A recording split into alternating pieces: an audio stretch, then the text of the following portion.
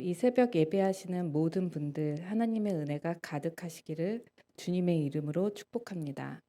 저는 청년의 때에 하나님을 믿었고 교회 생활을 시작하게 되었는데 성경 공부를 했지만 예수님을 정확히 알지 못했습니다. 그래서 저는 성경에서 예수님이 말씀하신 내용과 실제 신자들의 삶의 그 큰 괴리를 이해할 수 없었습니다. 그래서 저는 이 땅의 것을 구할 수도 없고 말씀처럼 하늘의 것을 구할 수도 없는 갈팡질팡하는 오랜 시간을 보냈습니다. 다시 예배를 회복하기 시작하면서 하나님께 저는 말씀을 실제 삶으로 살아내시는 분께 복음을 배우고 싶다는 기도를 드렸습니다. 하나님의 인도하심으로 목사님, 권사님께 복음을 배웠을 때에 비로소 원죄를 회개하고 예수님을 영접했고 성령에 대하여 깨닫고 인식하기 시작했으며 성령께서 주시는 큰 변화를 겪었습니다. 저는 오늘 그 성령이 주시는 변화들 중에서 가장 삶에 크게 영향을 미치는 관점의 변화에 대해서 그리고 또 그 변화가 주는 능력에 대해서 말씀드리고자 합니다. 이 사도행전 2장 16절에서 21절 말씀 내용은 오순절에 마가의 다락방에 임하신 불같은 성령의 임재로 많은 사람들이 여러 나라의 언어로 방언을 하자 유대인들은 그들이 세술에 취한 것이라고 조롱을 합니다. 이때 베드로는 유대인들 앞에서 3천 명이 일시에 회개하는 위대한 설교를 하게 됩니다. 설교의 처음 부분에 이 성령 사건은 유엘 선지자의 예언에 나타나 있음을 말하고 있습니다. 16절, 17절 이는 선지자 요엘을 통하여 말씀하신 것이니 일러스되 하나님이 말씀하시기를 말세에 내가 내 영을 모든 육체에 부어주리니 너희 자녀들은 예언할 것이요 너희의 젊은이들은 환상을 보고 너희의 늙은이들은 꿈을 꾸리라. 이후 베드로의 설교를 살펴보면 다윗을 통한 하나님의 예언대로 부활하신 예수님께서 우리에게 약속하신 것, 곧 성령을 아버지께 받아 우리에게 보내주신 것이 바로 이 사건이라고 말합니다. 또 그들에게 하나님께서 살리신 예수님의 이름으로 세례를 받고 죄사함을 받으면 이와 같은 성령을 똑같이 부어주실 거라고 말하고 있습니다. 여기서 베드로는 회개하여 예수님의 이름으로 세례를 받고 죄사함을 받는 것과 성령을 받는 것을 동일하게 중요한 사건으로 이야기합니다. 당시 이 두 사건 사이에는 시간차가 있었습니다. 지금 또 우리가 복음을 생각과 마음으로 받아들이는 것과 그리고 성령으로 인해 사람이 변화되는 것은 다른 단계로 인식이 되고 이는 동시적이기도 하지만 시간차가 나타나기도 합니다. 그럼에도 결과적으로 성령의 사건은 모두에게 반드시 나타나야 할 것이라고 말하고 있습니다. 하나님께서 이 성령에 의한 보편적으로 나타나는 성령에 대하여 현상에 대하여 지목하여 말씀하신 것이 바로 선지자 요엘을 통해 하신 말씀, 곧 예언을 하고 환상을 보고 꿈을 꾼다는 것입니다. 그리고 이것은 성령이 임하고 나타나는 관점의 변화에 의해서 시작이 됩니다. 성령이 오시면서 가장 먼저 삶에 크게 변화를 주는 것은 관점의 변화입니다. 이전에 나라는 경험적 자아의 눈으로 세상을 바라보는 것과 성령이 오시고 난 뒤에 하나님의 시점으로 세상을 바라보는 것은 굉장히 다릅니다.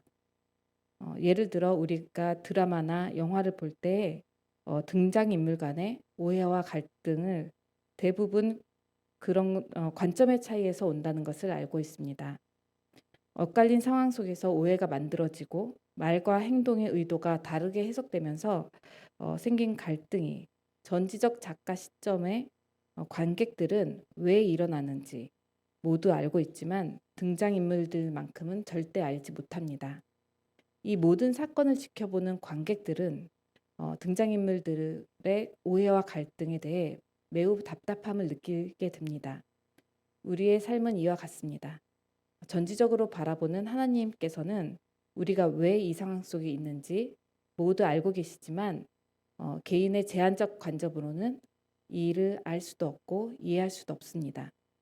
결국 성령이 오시면 이렇게 제한적이고 편협하고 경험적인 한 사람의 관점이 깨지게 됩니다. 나라는 한 사람의 관점에서 놓이게 되고 하나님의 관점으로 세상을 바라보게 되는 것이 바로 성령이 주시는 관점의 변화입니다. 이 성령께서 가져다 주시는 관점은 우리의 삶의 태도에 변화를 이끄는데 첫 번째가 내가 이해하는 상황이 실제와 다를 수 있다는 가정이 생깁니다. 내가 가진 정보를 계속 의심하게 됩니다. 그래서 섣부른 판단이나 행동, 말을 멈추고 전지적 시점의 정보를 얻기 위해 노력하고 기다립니다.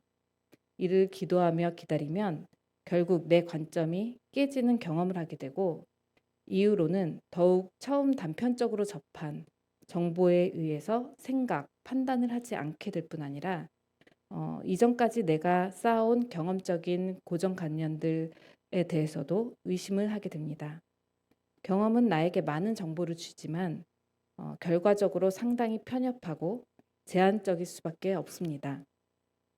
그렇기에 내 관점이 틀렸다고 인정하는 것이 바로 하나님의 관점을 받아들이는 시작점입니다. 다른 사람의 말과 행동이 이상해 보이고 인정이 되지 않을 때에 분명한 그 사람만의 합당한 이유가 있습니다. 옳고 그름을 떠나서 그 이유를 이해하게 되면 하나님께서 어떤 마음으로 그 사람을 보고 계신지를 우리가 알게 됩니다. 이러한 변화는 온유하고 오래 참고 기다리는 성품을 가져다 줍니다. 그리고 두 번째는 시간 관점이 달라짐으로 삶의 태도가 달라지게 됩니다. 일반적으로 오래 산다고 해도 100년 정도를 한 사람의 인생으로 보고 그 후에는 모두 생물학적인 죽음을 맞이합니다. 죽음 이후에는 어느 누구도 물리적인 것을 소유할 수 없습니다. 그렇기에 우리는 지혜로운 자는 언제나 죽음을 염두하고 삶을 살아간다고 말합니다. 죽음을 염두하면 물리적인 욕망이나 집착으로부터 자유할 수 있기 때문입니다. 그러나 우리는 물리적인 것이 아닌 영적인 것을 바라보는 사람들입니다. 예수님의 부활을 믿는 우리에게 새 생명을 주셨고 이후에는 생물학적 죽음 이후까지 지속하는 영적인 세상이 시작된 것입니다. 그러므로 우리는 죽음 이후 이어질 영적인 세상을 염두하며 삶을 살아갑니다. 결국 성령은 우리의 시간을 100년에서 영원으로까지 늘어나게 하신 것입니다. 그 후에는 우리에게 허락된 현재의 물리적인 이 시공간은 영원으로 늘어난 시공간을 위해서 존재하는 짧지만 가치 있고 영향력 있는 귀한 시간이 됩니다. 이 영원한 시간은 우리에게 자유와 용기를 가져다 줍니다. 부활을 믿는 사람에게 주시는 성령은 하나님의 관점뿐 아니라 하나님의 신적인 능력을 가지고 있습니다. 여기서 부활을 믿는다는 것은 부활하신 그리스도의 영이 내 안에 들어오셔서 나와 하나 되셨음을 믿는 것입니다. 하나님께서는 우리에게 자아의 죽음을 말씀하셨고 우리의 죽음이 있는 바로 그곳에서 예수님의 부활을 보게 하신다고 말씀하셨습니다. 이것이 바로 신적인 생명이 나타나는 법칙으로 사람을 통해서 하나님의 능력을 드러내시겠다는 것을 의미합니다. 하나님께서는 사람을 통해 하나님의 일을 나타내려 하십니다. 요셉과 다윗 그리고 많은 선지자들을 통해서 하나님을 드러내셨던 것보다 예수님보다 더 큰 일을 하게 하신다고 말씀하셨습니다. 하나님의 마음과 능력을 내게 주시고 무한대의 시간 속에 살게 하려 보내준 것이 바로 성령입니다. 이렇게 하나님께서 성령으로 하나님의 신적인 능력을 우리에게 부어주시고 영원한 시간을 위한 영향력 있는 물리적인 시공간을 허락하셨다는 것은 이 사실이 실제적으로 믿어지게 되면 각자 자기 삶에 기대하는 바가 달라지게 됩니다. 죽음을 두려워하는 사람에서 죽음을 기대하는 사람이 됩니다. 이전과 똑같이 살 수는 없습니다. 이 언제 끝날지 모르지만 짧지만 귀한 나에게 허락된 이 삶에 대해서 진지하게 깊은 고민을 하지 않을 수 없습니다. 나에게 허락된 이 삶에 대해서 어, 우리가 왜 사는지 알게 되었으니 이제는 무엇을 위해 살아야 하는지 또 어떤 일을 해야 하는 것인지 고민하는 것이 당연합니다. 우리가 예수님을 만나면 내 인생을 바라보는 관점이 달라지고 기대감이 달라집니다. 예수님을 만나면 삶의 방향이 다시 설정이 되고 새로운 가치관과 행동 양식이 필요하며 또 이전까지 바라보던 미래가 새로워지는 시간이 필요합니다.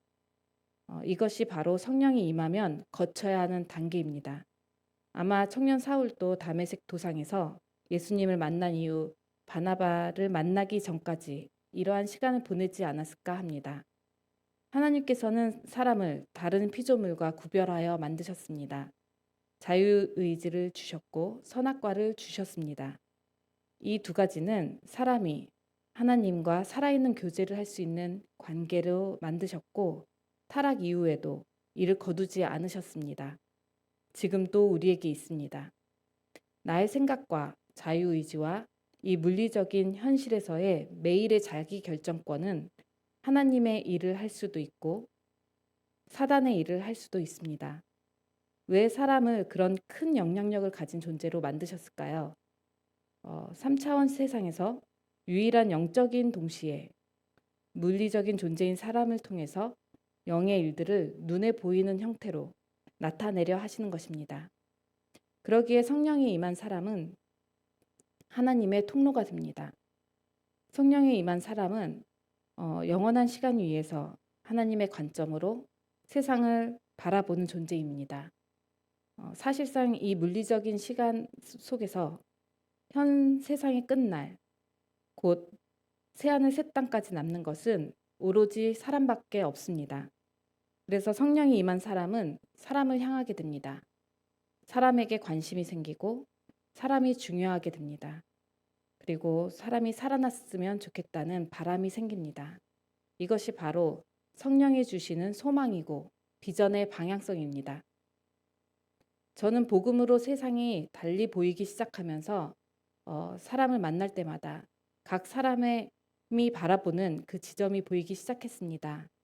사람마다 바라보는 지점이 달랐기 때문에 보여지는 모습도 대화의 주제도 삶의 태도도 모두 달랐습니다. 그나마도 바라보는 것이 삶에 있는 사람은 상황이 나은 편이었습니다.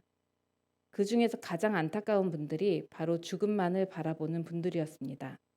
소멸하는 시간 속에 갇혀 있었고 스스로 나올 수 없는 상태에 있었습니다. 가장 놀라웠던 것은 꿈이 많고 의욕이 넘쳐야 하는 시기의 아이들도 그런 상태에 있다는 것이었습니다. 이루어지길 바라는 그 꿈도 이상도 가치도 없었습니다. 간혹 열심히 사는 친구들조차도 자신의 성공만을 위해서 살아갑니다. 그러다 자기 자신이 기대했던 대로 되면 다행이지만 인생은 늘 그럴 수는 없습니다. 그들은 실패 앞에서 낙심하고 분노하고 억울해하거나 패배감에 짓눌려 방 안에 스스로를 가두어 버리기도 합니다.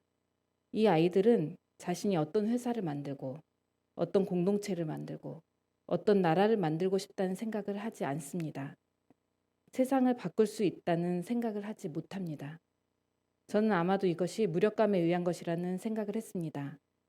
학부모였던 저는 부모와 아이들을 동시에 보았습니다. 부모들은 많이 똑똑하고 영리했고 부모의 막대한 사랑과 지원과 통제는 아마도 그들 내면으로부터의 스스로 진리를 찾는 욕구를 막고 그 진리를 찾는 수많은 시도들을 빼앗았고 실패를 허락하지 않았으며 그러기에 자기 결정권이 있다는 의식을 잊게 되었을 것입니다. 결국 그들의 선택은 세상에 순응을 하거나 불평, 분노가 되었습니다. 하나님께서는 우리에게 자기 결정권을 주셨습니다. 이것은 사람에게 주신 가장 귀한 선물이자 은혜입니다. 하나님께서는 사람에게 이미 모든 하나님의 지혜와 능력을 나타낼 수 있는 방법을 주셨고 이는 나의 선택에 달려 있습니다. 우리가 성령으로 하나님이 일하시는 것을 꿈꾸고 행할 때 하나님의 모든 능력이 나를 통해 나오게 되는 것입니다. 그러기에 성령이 임하면 젊은이들이 환상을 보고 예언을 합니다. 아니 청년들뿐만 아니라 살 수 있는 시간이 얼마 남지 않은 노인들도 꿈을 꿉니다. 오늘 하루가 물리적인 세상에서 이루어질 영적인 힘을 가진 귀한 시간이라는 것을 알기 때문입니다. 이는 성령의 보편적인 현상입니다. 세상을 바꿀 물리적인 시간이 내게 있고 능력을 주셨는데 꿈을 꾸지 않을 이유가 없고 하나님께서 함께 하시기에 이루어질 믿음이 있습니다. 예언은 앞으로 일어날 일에 앞서서 미리 증언하는 일입니다. 환상은 그것을 이미지로 눈으로 보게 되는 것이고 꿈도 그렇습니다. 이 예언, 환상, 꿈은 신의 뜻을 해석하고 계시한다는 의미를 가지고 있습니다. 성령은 진리의 영, 조명하시는 영입니다. 우리가 성령으로 알게 되는 것은 하나님의 생각과 마음이고 그 전능한 능력을 가진 관점으로 미래 세상을 보게 된다는 것입니다. 이렇게 하나님의 관점으로 미래 세상을 보고 입으로 선포하는 것이 예언이고 또 바로 이 땅에서 하나님의 능력을 나타나게 하는 방법입니다. 한 2년 전쯤 저는 한 청년을 영상에서 보았습니다. 벤처회사를 운영하는 그 친구는 17세에 이미 포브스에서 아시아 30세 이하 기업인 30인에 선정되었습니다. 저는 당시에 그 기사를 읽은 것이 떠올랐습니다. 그래서 더 자세히 찾아보기 시작했습니다. 그 친구의 기획력과 실행력은 이미 훌륭해서 투자자들을 많이 모았습니다. 그러다 법적인 문제로 사업이 가로막히게 되면서 하루아침에 수억의 빚더미에 올라앉았습니다. 투자자를 만나 무릎을 꿇었고 사방이 막힌 가운데 하나님을 만났습니다. 하나님은 그 친구를 인도해 가셨습니다. 그 후에 억대 연봉으로 대기업에 스카웃되면서 20대 초반 그 친구는 다시 한번 벤처 회사를 운영하게 됩니다. 그때 시작한 것이 바로 청년을 위한 AI 기반 성경 플랫폼이었습니다. 이 어플이 많은 청년들에게 관심을 끌면서 신앙적, 성경적 질문들을 해결해주고 있었습니다. 이 어플의 무료 서비스를 위해서 투자와 기부를 모으려 사방으로 뛰던 그 친구는 어느 날 이태원에서 큰 사건을 마주하게 됩니다. 그건 바로 2년 전에 이태원 참사였습니다. 늦은 시간 약속을 위해 이태원역에 들렀을 때 분장인지 실제인지 모르는 또래의 시신들을 마주했고 그곳에서 친구들과 함께 구조 작업을 하게 되었다고 합니다. 그날의 사건은 그 친구의 삶의 태도를 완전히 바꿔 놓았습니다. 청년들을 살려야겠다는 소망에 불이 붙는 순간이었습니다. 좋은 사무실에서 좋은 동료들과 적절한 대의를 가진 효율적인 사업 아이템이었던 그 AI 기반 성경 플랫폼을 이제 더 이상 합리적으로 운영할 수 없었습니다. 일에서 소명으로 바뀐 것입니다. 지금 그 친구는 자신이 모은 모든 재산을 팔아서 인생을 걸고 운영하고 있습니다. 이제 겨우 20대 중반의 나이로 세상을 바꾸려고 친구들을 살리려고 온 힘을 쏟고 있습니다. 주변에서는 왜 그렇게까지 하는지 말리기도 한답니다. 하지만 본인은 그럴 수 없다고 합니다. 하나님께서 그 친구의 인생을 2번에 걸쳐 이끄셨고 아마 한동안 고군분투하는 시기를 보내지 않을까 합니다. 청년을 살리고자 하는 그 꿈을 경고히 하는 시간이겠죠. 하지만 결국 하나님께서 그 친구가 계속 꿈을 꾸는 한 단계 한 단계 이루실 것입니다. 하나님께서 더욱 원하시는 일이니까요.